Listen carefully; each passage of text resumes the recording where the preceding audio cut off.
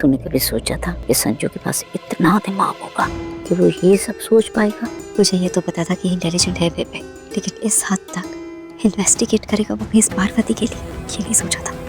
Parvati, thank God. तुम्हें पता है मैं कितनी परेशान थी तुम्हारे लिए, यही सोच रही थी कि कैसे तुम्हें यहाँ से बाहर निकलवाऊं, पर माता रानी का शुक्र है उन्होंने तुम्हें बाहर निकलवा ही लिया।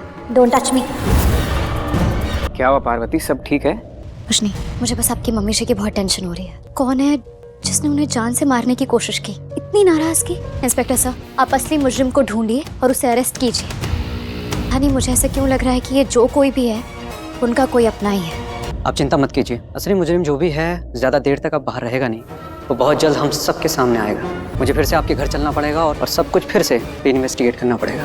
मिस्टर बाजवा, ऐसा करते हैं दोबारा सीसीटीवी मॉनिटर रूम चलते हैं। क्या हुआ सासू माँ, आप मुझे ऐसे क्यों देख रही हैं? तुम जानते हो ना, मैं तुम्हें बिल्कुल पसंद नहीं करती हूँ। ना पसंद करने से ज्यादा आए परी धमकी देती है नीति को और कहती है अब हमारी दोस्ती खत्म हो गई, मुझे तुझसे कोई मतलब नहीं है और मुझे अच्छी तरीके से पता है कि तूने ही मुझे फंसाया है। अब नीति एकदम से डर गई है। नीति को तो लग रहा था कि शायद परी डरी बैठेगी, लेकिन यहाँ पर तो उल्टा ही कुछ हो गया है।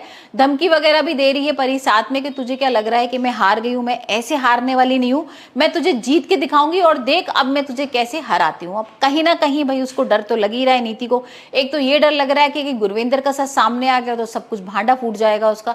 दूसरी तरफ उसे ये समझ में आ रहा है कि भाई अब परी अगर बाहर आ गई तो वो मुझे छोड़ने वाली नहीं है। अब वहीं हम देख रहे हैं कि बेबे आ जाती है, परी को बहुत कुछ कहने लगती है और बोलती भी है कि तुम्हारी हिम्मत कैसी होगी नीति से ये सब बात करने के लिए। और यहाँ पर वो कह देती है कि मैं परी संजू बाजवा हूँ और अब देख लेना मैं तुम लोगों को किस तरीके से छोड़ने वाली नहीं हूँ, कैसे बदला लूंगी। अब बेबे और नीति कहीं ना कहीं थोड़ा सा डर तो लग ही रहा है, लेकिन अब राजीव क्या करेगा? अब भाई राजीव को तो पता है ना कि परी जो है वो गुरविंदर को नहीं मार सकती है, तो अब उसको ये भी समझ में आ गया कि बेकसूर है, किसी ने उसको फंसाया है।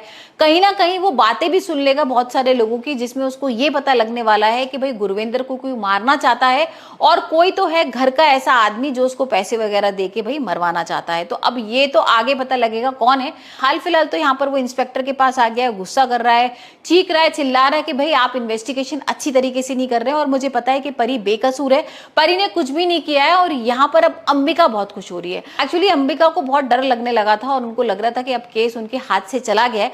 उनके वकील ने मना कर दिया था कि भाई ऐसा कुछ भी नहीं होने वाला है, बेल वेल नहीं मिलेगी, यहाँ पर अटेम्प्ट टू मर्डर का केस है और यहाँ भाई मैं परी को किसी तरीके से बाहर निकाल ही नहीं सकता हूँ। तो अब उनके सामने एक लास्ट उम्मीद जगी है।